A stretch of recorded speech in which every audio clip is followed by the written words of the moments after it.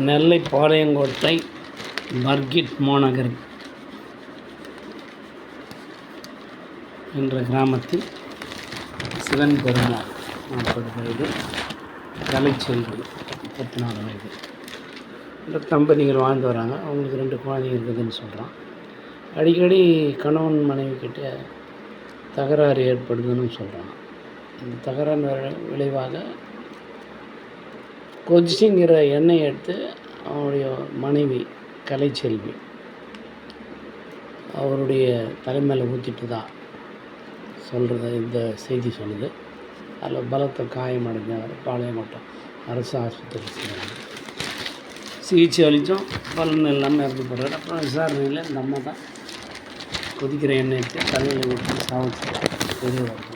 இது எப்படின்னா, இறந்தவருடைய அம்மா புகார் கொடுத்தது